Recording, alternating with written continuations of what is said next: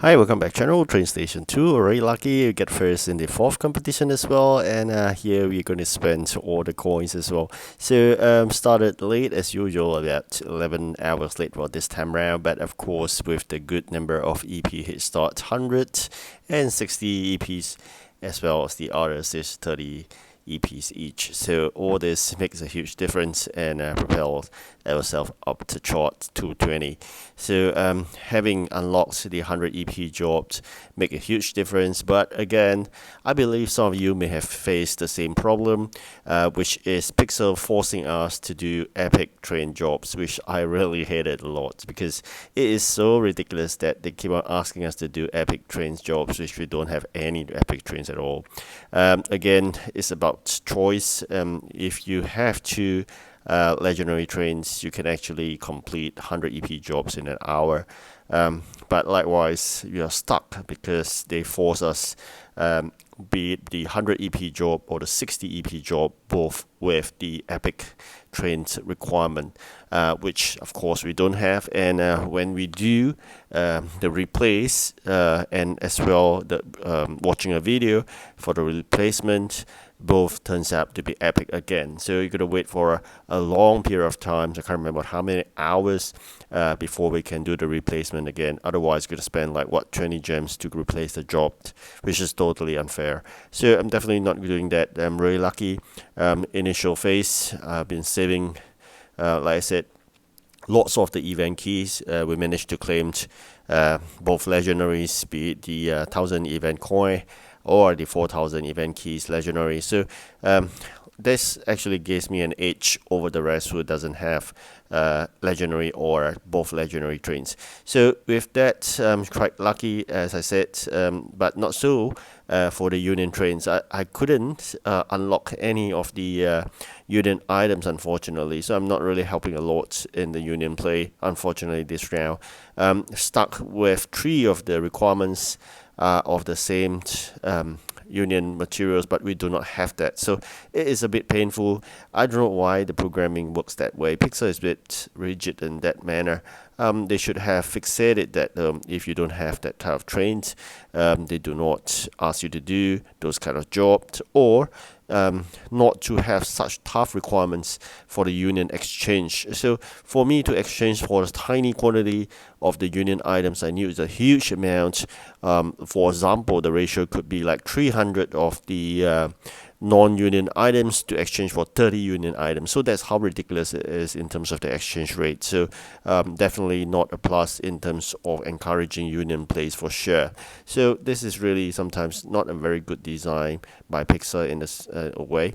But that being said, really fortunate we have good union members that actually able to do real well, especially with union members that started off below 100 levels. They are doing really well because maybe it's so much easier at their level.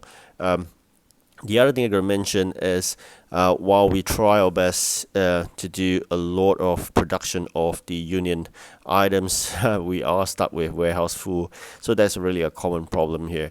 So with about 800 or 700 plus EP gaps, I think I'm quite comfortable for a couple of hours more, even though I'm stuck with this time and again, like I said, the epic train requirement. And I have been given jobs to do in the union, but I don't have the trains type likewise. So it is quite ridiculous here.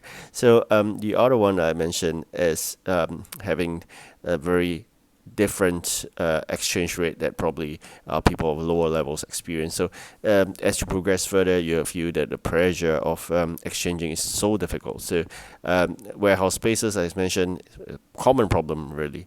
So all these are the situations you will face as you progress even further.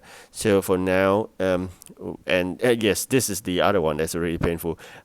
I've been using 4 capacity common train to do that job, and it's really tough. I have 8 numbers of that train. Lucky me, I did not sell away duplicates. So do not sell away duplicates in the new region. You need all of them, and that fleet of 4 capacity each trains, I have 8 numbers. It just delivered 32 at a time, and it asked for hundreds of it to deliver. It took me a long while, and yet I couldn't do the other two jobs because it's both epic.